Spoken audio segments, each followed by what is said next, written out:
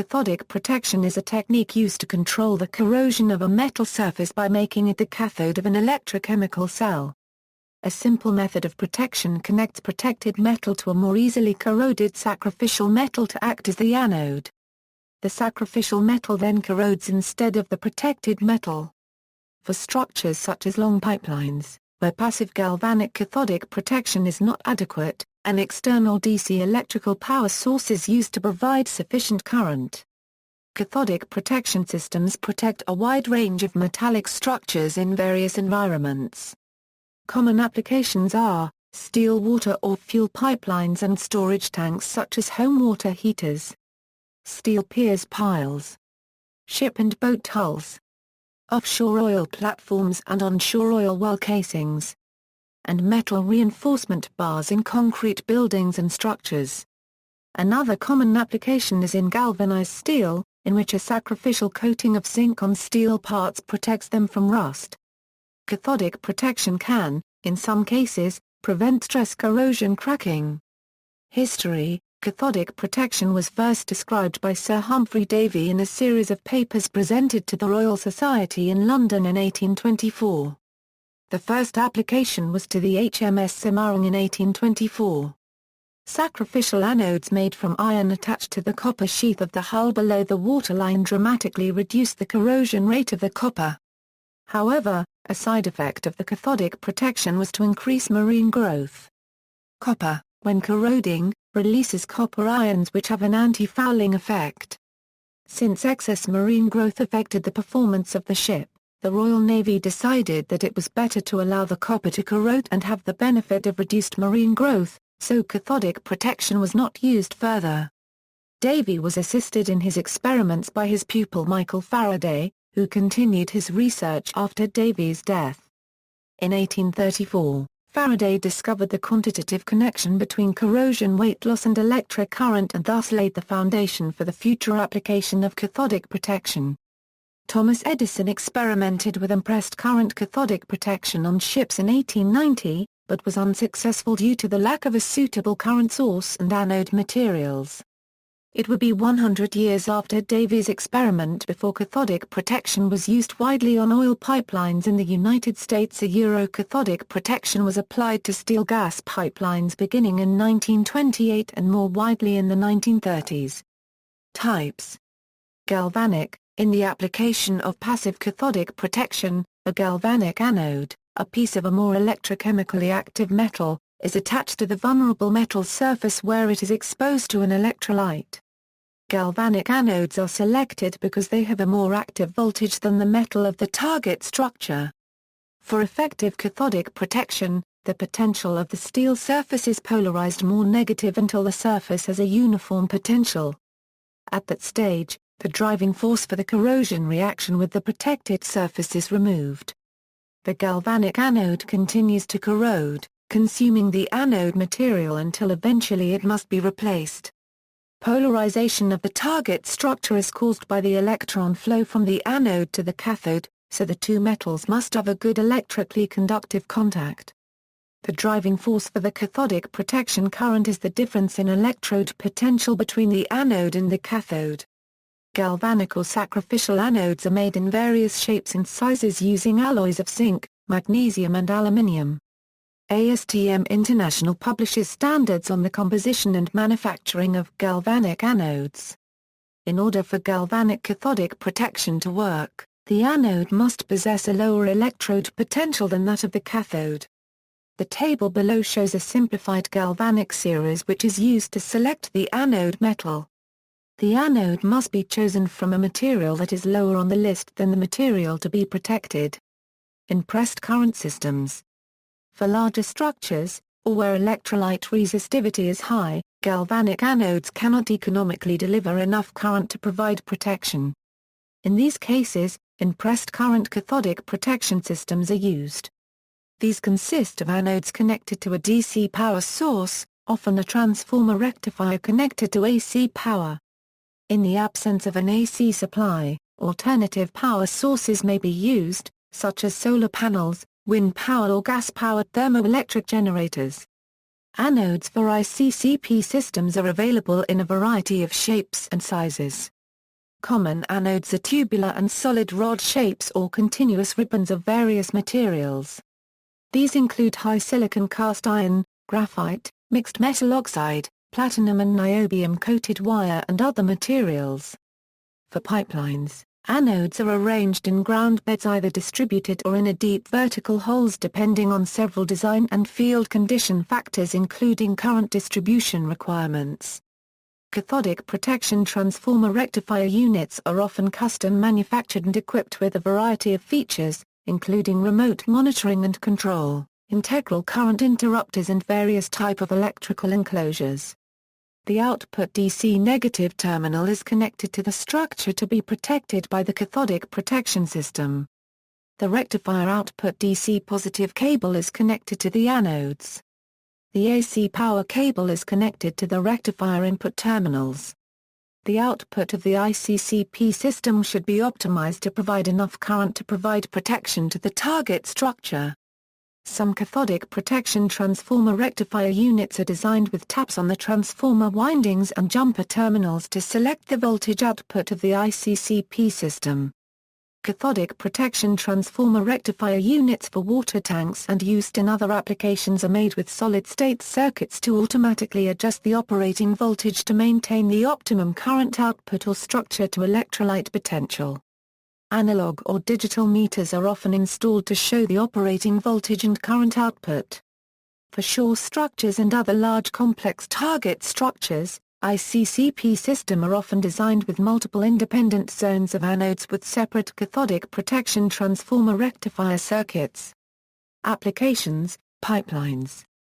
Hazardous product pipelines are routinely protected by a coating supplemented with cathodic protection. An ICCP system for a pipeline consists of a DC power source, often an AC-powered transformer rectifier and an anode, or array of anodes buried in the ground. The DC power source would typically have a DC output of up to 50 amperes and 50 volts, but this depends on several factors, such as the size of the pipeline and coating quality. The positive DC output terminal would be connected via cables to the anode array, while another cable would connect the negative terminal of the rectifier to the pipeline, preferably through junction boxes to allow measurements to be taken. Anodes can be installed in a ground bed consisting of a vertical hole backfilled with conductive coke or laid in a prepared trench, surrounded by conductive coke and backfilled. The choice of ground bed type and size depends on the application, location and soil resistivity.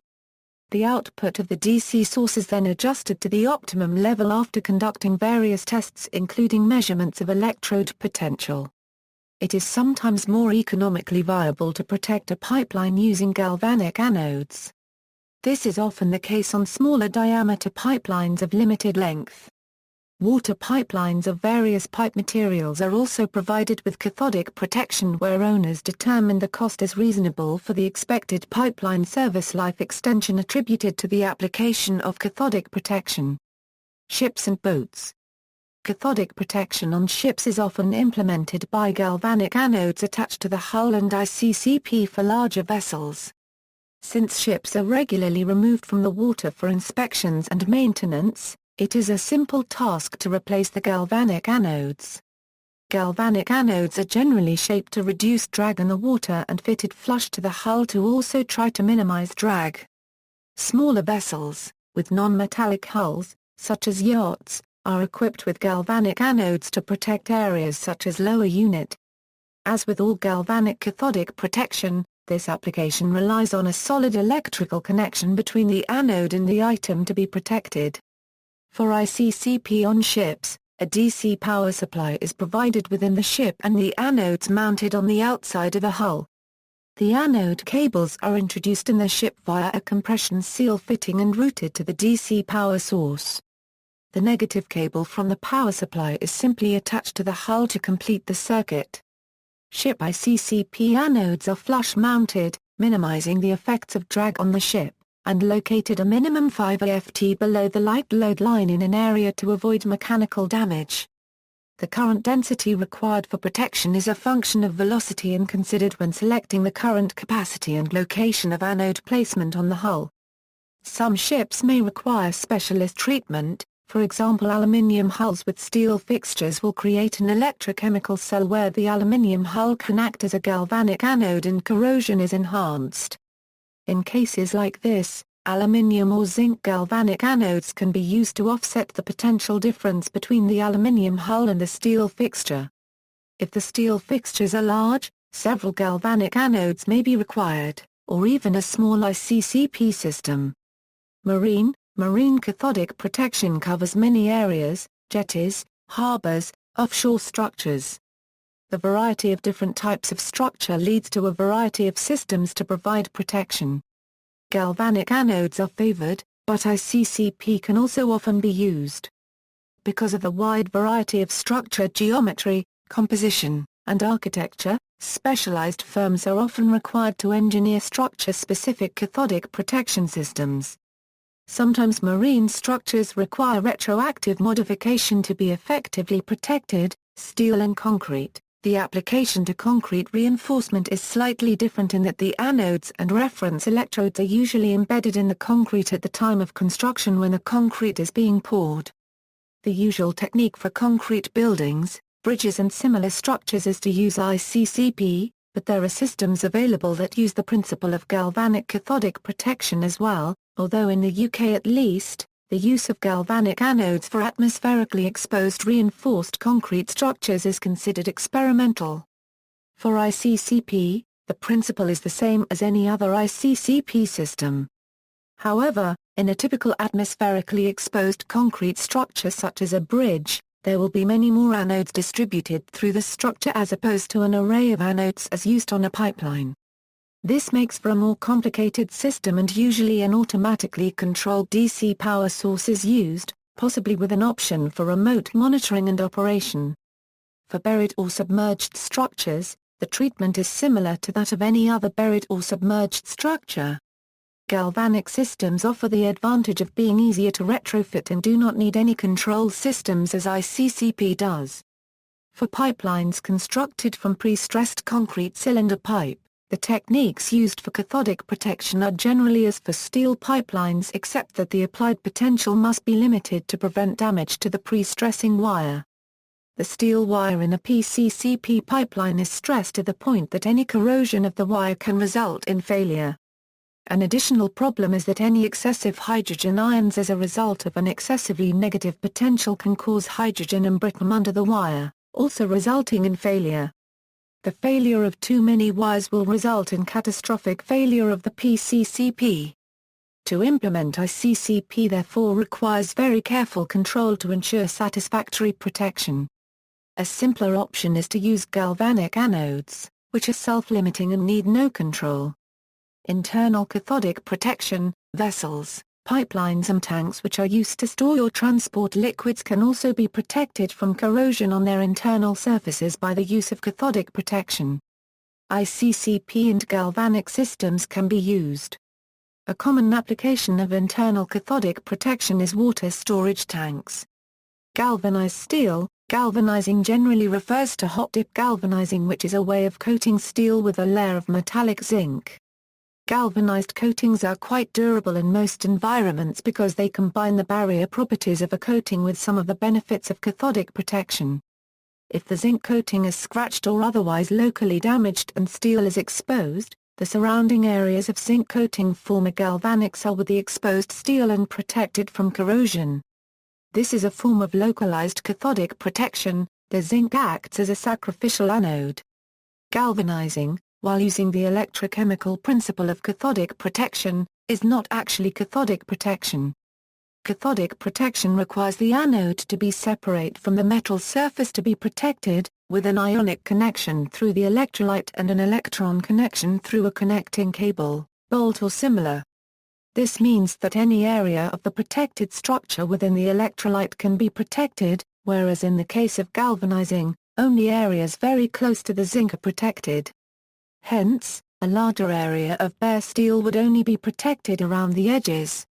Automobiles. Several companies market electronic corrosion control devices for automobiles and trucks. The systems are not effective and in 1996, the FTC in the USA fined David McCready and ordered him to pay $200,000 in consumer redress and stop marketing and selling his OE Rust-Evader electronic corrosion control for cars. Systems marketed since that time are no more effective. Testing: electrode potential is measured with reference electrodes. Copper sulfate electrodes are used for structures in contact with soil or fresh water. Silver chloride seawater electrodes or pure zinc electrodes are used for seawater applications. The methods are described in EN 13509-2003 and NACETM 0497 along with the sources of error in the voltage that appears on the display of the meter. Interpretation of electrode potential measurements to determine the potential at the interface between the anode of the corrosion cell and the electrolyte requires training and cannot be expected to match the accuracy of measurements done in laboratory work. Problems: production of hydrogen ions. A side effect of improperly applied cathodic protection is the production of atomic hydrogen, leading to its absorption in the protected metal and subsequent hydrogen embrittlement of welds and materials with high hardness. Under normal conditions, the atomic hydrogen will combine at the metal surface to create hydrogen gas, which cannot penetrate the metal. Hydrogen atoms, however, are small enough to pass through the crystalline steel structure, and lead in some cases to hydrogen embrittlement. Cathodic desponding: this is a process of despondment of protective coatings from the protected structure due to the formation of hydrogen ions over the surface of the protected material.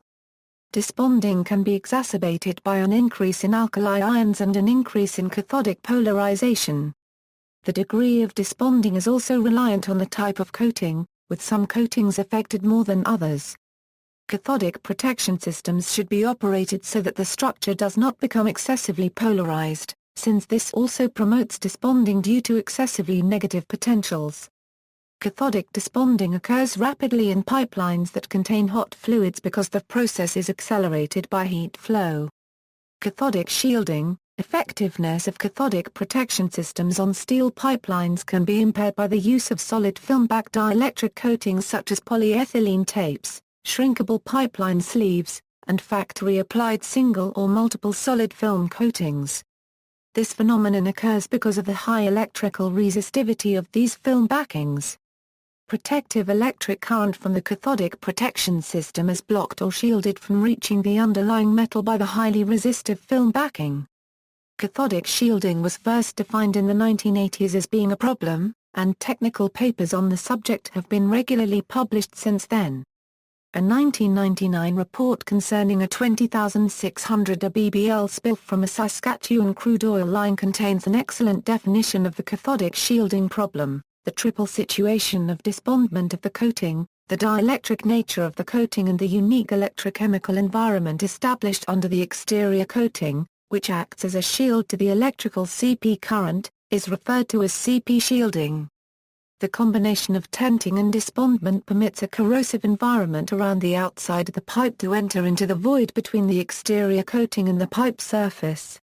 With the development of this CP shielding phenomenon, impressed current from the CP system cannot access exposed metal under the exterior coating to protect the pipe surface from the consequences of an aggressive corrosive environment.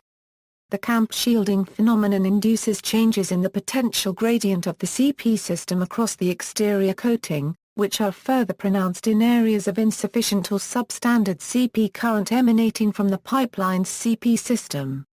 This produces an area on the pipeline of insufficient CP defense against metal loss aggravated by an exterior corrosive environment. Cathodic shielding is referenced in a number of the standards listed below.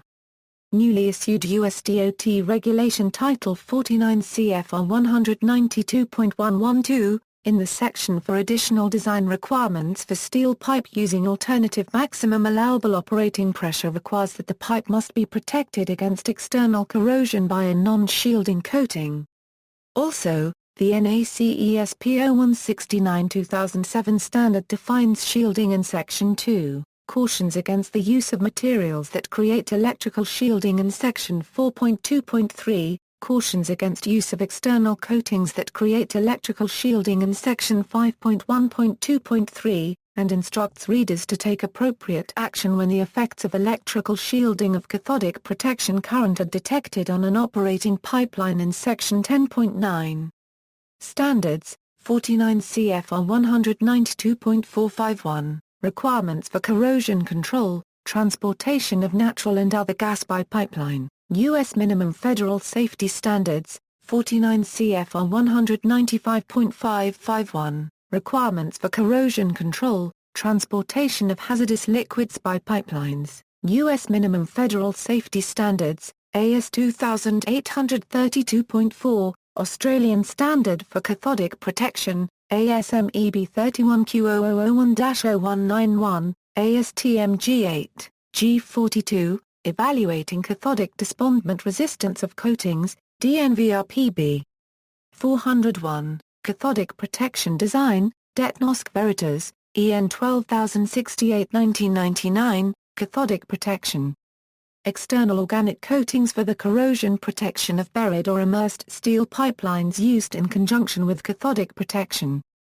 Tapes and shrinkable materials, EN 12473 2000, General Principles of Cathodic Protection in Seawater, EN 12474 2001, Cathodic Protection for Submarine Pipelines, EN 12495 2000, Cathodic Protection for Fixed Steel Offshore Structures, EN 12499 2003, Internal Cathodic Protection of Metallic Structures, EN 12696 2012, Cathodic Protection of Steel and Concrete, EN 12954 2001, Cathodic Protection of Buried or Immersed Metallic Structures.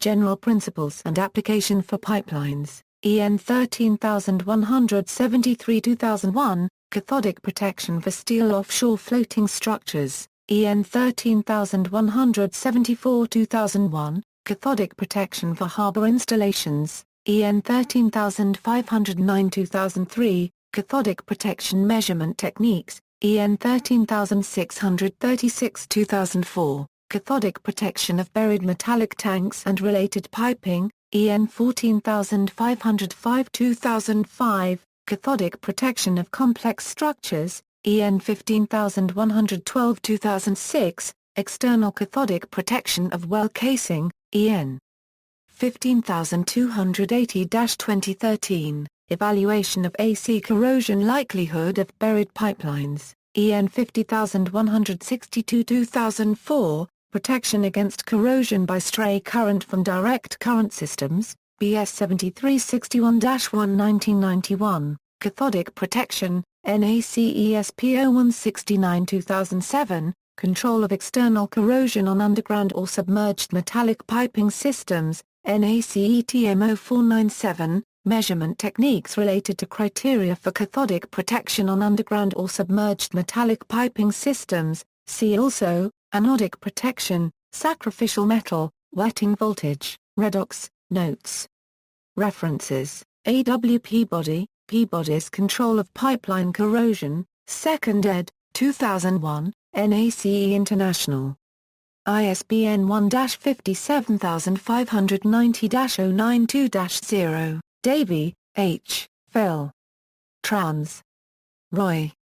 Soc. 114,151,242 and 328, Ashworth v., Corrosion Volume 2, 3rd ed., 1994, ISBN 0-7506-1077-8, Bannickman, SCHWENCK and Prines, Handbook of Cathodic Corrosion Protection, 3rd edition 1997.